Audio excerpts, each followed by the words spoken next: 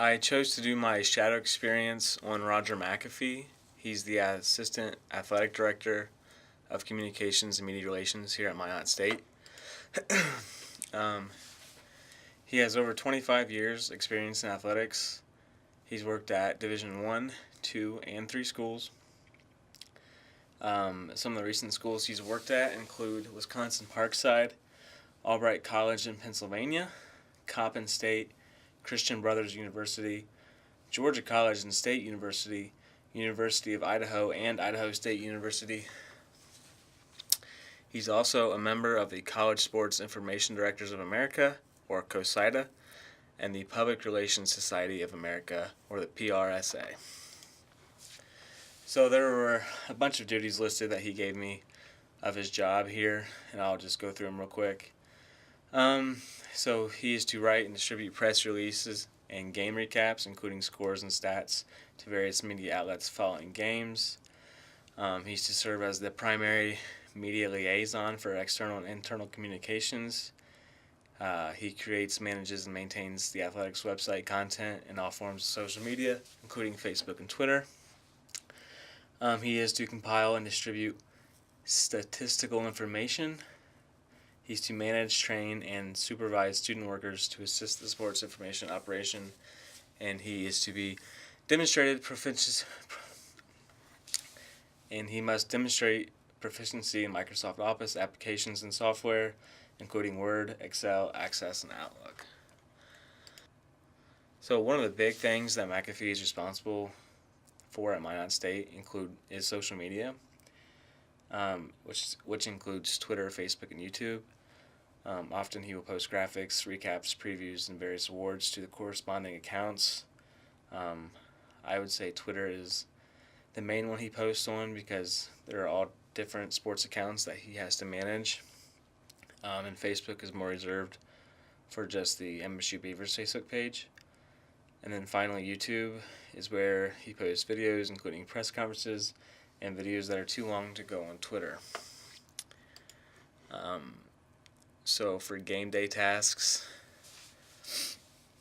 so another big duty of his is game day tasks, which involves testing equipment, with equipment being the video board, the replay monitor, the stats computer, the scoreboards, really any other relevant piece of equipment. He serves as the media liaison with any media members present at a game that might need help with something. So, say a radio broadcaster from Dickinson comes to the Dickinson State versus Minot State game, and he needs a phone line to broadcast his broadcast, and he forgot his phone line, so McAfee, has to help him find a phone line to use. Also, he lines up interviews with coaches and players if the media want them before and after games. His big duty of the nights of game days are to stat games, and after every game he writes recaps of the games, which he posts to the website, to Twitter, to Facebook, and then sends it to any media member that might want them. Some of the challenges that he faces in the business include the rise of social media and the importance of it. When he started, late 80s, early 90s, social media wasn't a thing. The internet really wasn't much of a thing. It was all done by hand. Statting was, laying out programs was. A lot of it was just, it wasn't digital. And when the internet came, he had to adopt that and embrace it. When social media became more important, he had to adopt that and embrace it as well. And I think social media is really one of the most important parts of what an SID does. It helps reach the fans, it helps reach the masses. Athletes benefit from it because their names are up there, and it shows that they're being, kind of rewarded for what they're doing. Another challenge was changes in staffing. In an athletics department, you're constantly, either moving or getting new jobs, or people are replacing others, and you have to, create a personal relationship with those people.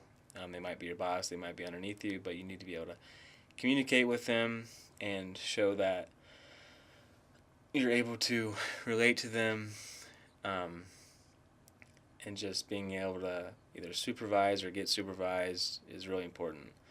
Um, Time restraints is another big one, is another big challenge of his. The stuff he does has to be timely. If Minot State wins a big game on Monday, and he doesn't get around to posting a story until Friday, really, what's the point? You want to follow up that success as soon as possible, and also, like, if a student earns an award here, you want to announce that as soon as possible and get a graphic on the website or Twitter as soon as possible. You don't want to wait until they're graduated to be like, oh, hey, so and so won this award. And then the last challenge is the overall landscape change of the industry. Like I said, with social media and the internet, it's constantly changing, and you have to constantly adapt to different styles, different layouts of stuff, different equipment, different software.